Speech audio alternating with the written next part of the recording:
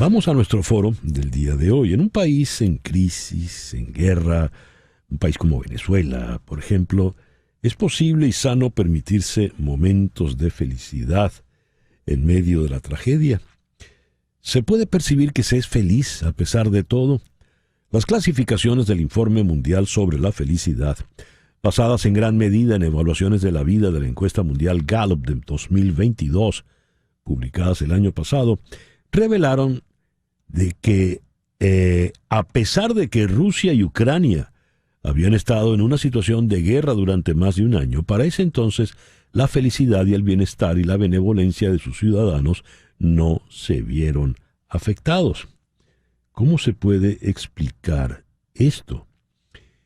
¿Es posible ser feliz en medio de la crisis? ¿Tiene uno derecho a esa pausa, a ese momento de felicidad? Ese es nuestro tema para el día de hoy. En Ciudad de México está la psicóloga clínica Alicia Núñez Paredes. Alicia, muy buenos días. Muchísimas gracias por acompañarnos. Muy buenos días, gracias a ti por la invitación. Siempre es un honor acompañarte en estos foros. Gracias. Y en la ciudad de Caracas está el doctor Trino Márquez, sociólogo, profesor titular en la Universidad Central de Venezuela. Trino, muy buenos días. Muchísimas gracias por acompañarnos. Es un placer estar contigo, César Miguel, y compartir este espacio con Alicia y con tus oyentes, desde luego. Muchas gracias. A ver, ¿qué entendemos por felicidad como ciudadano? Porque esto se refiere a la felicidad en el colectivo, ¿verdad? Por eso hablamos de la crisis, del país en crisis, del país en guerra, el país sumido en una tragedia. ¿Cómo se puede ser feliz en un contexto como eso? ¿Qué es la felicidad en esa especie de colectivo? Comencemos con Alicia Núñez. Yo creo que en la medida en que nuestra situación de vida a veces es hasta más riesgosa, más difícil, en esa medida también tenemos que dar más espacio a la diversión, al disfrute, al compartir, o incluso si estamos solos, porque a mí me ha tocado atender a muchas señoras mayores en Caracas. Uh-huh. Y están solas porque sus familiares se han ido a otros países, y que ellas vayan y se tomen un cafecito en un centro comercial y paseen un rato o vayan a un parque. Eso es vital, importantísimo, importantísimo, porque es lo que sostiene nuestra vitalidad, es lo que sostiene el deseo de vivir, de dar, de amar. Es muy importante. Y lo digo, claro, tanto para quienes viven en Venezuela, que bueno, como sabes eso, tengo mis pacientes también en Venezuela, como para quienes vivimos lejos, porque hay mucha gente que ha emigrado y que es tanto el esfuerzo que hace para sostener a su familia, a sus hijos, que muchas veces no se da la oportunidad, aunque sea de ir a mirar el atardecer en la playa en Florida. Y qué importante es darse esos espacios. No todo tiene que ser pago. A veces los pequeños placeres son gratuitos. Ya. Leo esto que escribió John Helliwell en un comunicado de prensa. El señor Helliwell es uno de los autores del Informe Mundial sobre la Felicidad. Escribe él: incluso durante estos años difíciles, se refería básicamente a la pandemia, las emociones positivas han seguido siendo 2 veces más frecuentes que las negativas, y los sentimientos de apoyo social positivo 2 veces más fuertes que los sentimientos de soledad. ¿Cómo se explica en esta encuesta mundial que realizó Gallup, en medio de la guerra, a un año de la guerra, cuando se publicó el informe, Rusia y Ucrania no habían visto afectados sus valores de felicidad, bienestar y benevolencia? ¿Cómo se explica eso? Le pregunto a Trino Márquez. Bueno, las explicaciones son, por supuesto, muy complejas, porque pareciera que la tendencia natural es que en un ambiente donde predomina la guerra, la muerte, tánatos, como dirían los psicoanalistas, lo coherente es que la gente se sienta deprimida y dominada por sentimientos Ujú. negativos.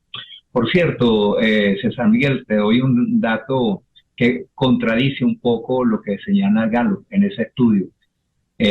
Yo trabajo en Consultores 21, soy asesor, y en Venezuela, desde hace bastantes semestres o trimestres, porque nuestros estudios son trimestrales, predominan sentimientos negativos, predominan sentimientos que tienen que ver con la ira, la depresión, la angustia, la rabia, la decepción.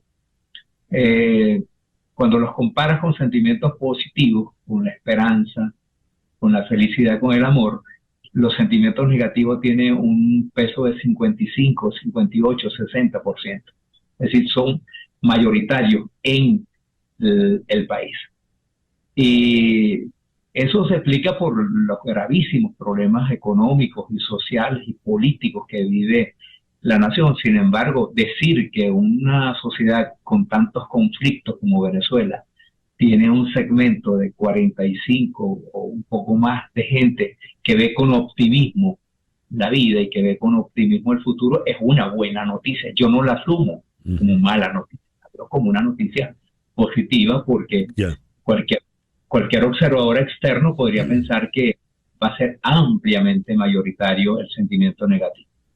Ah, Entonces, eso varía de acuerdo con las sociedades, pero sin duda que es un rasgo muy positivo de las sociedades que sean capaces de enfrentar con optimismo y valentía condiciones tan adversas como las que domina en Ucrania, especialmente en Ucrania, no tanto en Rusia, pero ujú. sí en Ucrania.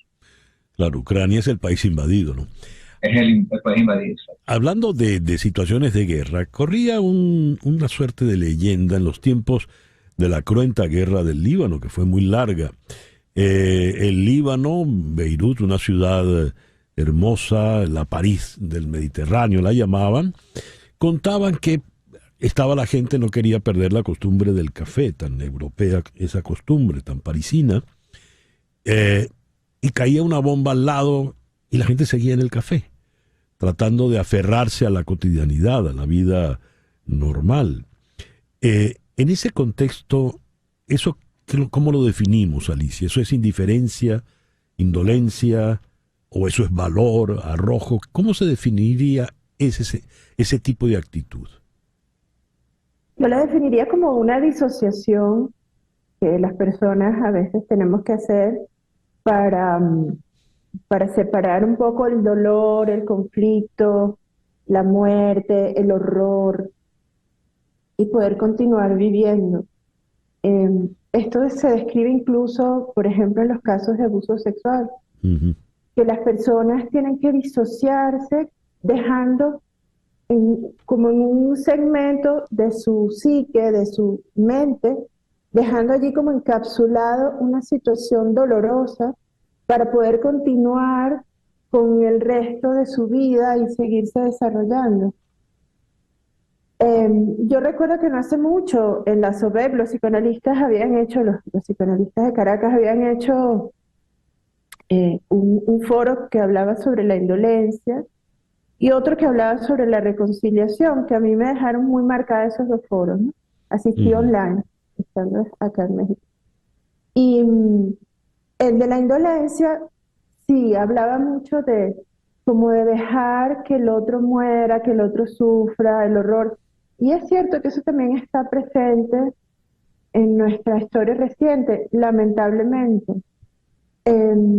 Y por el otro lado, cuando hablaban de la reconciliación, hablaron de la película esta de la Guerra de los Roses, me Ujú. imagino que habrás visto, Ujú. y también Trino seguramente la vio, Sí, que es específicamente una guerra entre dos personas que se están separando y la venganza, la retaliación pasa a ser un elemento central. Y me sorprendió muchísimo algo que dijeron los psicoanalistas, porque yo esperaba como un análisis profundo para que la gente pudiera dejar el rencor y el resentimiento, ¿no? Y ellos dijeron que es una decisión consciente. Y yo me quedé luego pensando y dije, es verdad, o sea, nosotros como venezolanos estamos francamente divididos y hay una injusticia muy grande, un autoritarismo muy grande que no nos ha dejado hacer vida normalmente, que nos dividió la historia en dos, pero también es muy importante que por paz mental podamos hacer la decisión de estar en paz con nosotros mismos y por lo menos con nuestros familiares que tengan Mm. una ideología diferente a la nuestra, ¿no? Eso es muy importante. Me llamó mucho la atención. Recientemente hubo una presentación de Luis Miguel en Caracas. Las entradas parece que eran carísimas. Al parecer fue un concierto muy mal organizado, pero fue todo el mundo, llenó el estadio. Y en las redes había un debate vehemente. ¿Cómo es posible que en medio de la crisis por la que atraviesa el país eh, vaya usted y gaste tanto por ver a ese señor? Me gustaría tu opinión a propósito de eso. Yo creo que Luis Miguel se presenta en cualquier parte y no sé, eso no es problema, ¿no?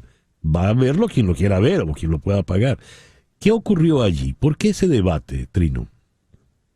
Mira, sí, yo lo seguí, me pareció interesante y me pareció un poco aldeano la opinión sí, porque la sociedad, una de las cosas importantes que tiene la modernidad y que tiene el desarrollo urbano son las tramas distintas. Son tramas que evolucionan y se tejen de manera diferente. Por supuesto, en un país como Venezuela, donde los sufrimientos son tan grandes y las desigualdades sociales tan marcadas, por supuesto Mm, que llama la atención, pero esto forma parte de la complejidad de las sociedades y hay que asumirlo de ese modo. Y así opera el mercado. Luis Miguel tuvo un mercado para llenar el poliedro, o no el poliedro, el monumental, que es el como se estadio, llama, sí. el estadio, que es muy grande, tiene una capacidad como para 40.000 personas, el aforo. Y ahora parece que hay una joven colombiana muy famosa que es G o algo parecido, que ya tiene vendidas las entradas para tres presentaciones. Entonces, te indica que hay un mercado que hay para ese tipo de personas, porque entre los fenómenos que crea la desigualdad social tan profunda que existe en Venezuela es que hay un mercado pequeño, reducido, pero que alcanza de manera suficiente para cubrir esa demanda.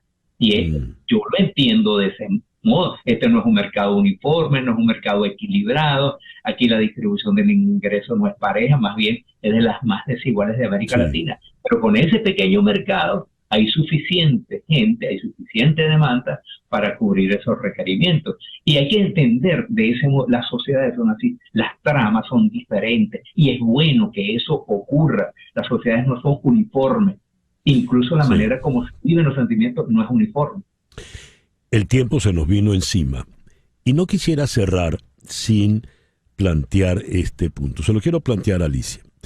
Alicia, hubo una película que fue muy galardonada de Roberto Benigni, La vida es bella, donde él termina con su hijo en un campo de concentración y decide crearle al hijo la fantasía de que eso es un espacio de diversión, de felicidad, donde todo va a salir bien a la larga. Y a la larga sale bien porque, bueno, termina llegando el famoso tanque y liberan el campo de concentración. Hubo críticas de los sobrevivientes del Holocausto porque eso banalizaba el sufrimiento que allí hubo. Pero fue la manera que encontró este padre de darle felicidad al hijo en medio de un cuadro absolutamente terrible, infernal. Me gustaría tu opinión analítica, tu opinión psicológica de qué fue lo que ocurrió allí, a ver si nos sirve de ejemplo en otros casos como los que vivimos contemporáneamente. Es esa negación a veces adaptativa o esa disociación a veces necesaria. Em, yo entiendo que un padre a un hijo le puede crear esa fantasía como una forma de proteger su mundo psíquico de un trauma que al final en el Holocausto ha sido un trauma transgeneracional. Em, Mm, sí entiendo que se considere como que se banalizó, pero yo creo que esta película también era una película que era necesario que saliera como una manifestación de cuán importante es sostener el optimismo en los tiempos de crisis. Víctor Frank, que inició la logoterapia, muy conocido, un judío que también vivió en los campos de concentración, él escribió un libro maravilloso que se llama El hombre en búsqueda del sentido. Este psicólogo decidió vivir para escribir un libro, y eso fue lo que permitió que él atravesara los momentos más difíciles en los campos de concentración nazi. Entonces, a veces no es la negación o la disociación, sino es tener un fin o un objetivo en la vida para dar algo a los demás, para dejar un legado en nuestra existencia, sea a nuestros hijos, a las comunidades, a nuestro país. Y eso es muy importante, tener un sentido de nuestra vida. Quiero agradecerles la participación en este foro y especialmente este último comentario, muy, muy interesante. Gracias, Alicia. Gracias a ti. Alicia Núñez Paredes, psicólogo clínico en Ciudad de México. Gracias. Gracias a los dos. Y el doctor Trino Márquez, sociólogo, profesor titular en la UCB en Caracas. Muchísimas gracias, Trino. Hasta luego, un placer, César Miguel. Y Alicia también. Gracias a los dos. Son las 10:23 de la mañana. Una pequeña pausa y ya regresamos en conexión.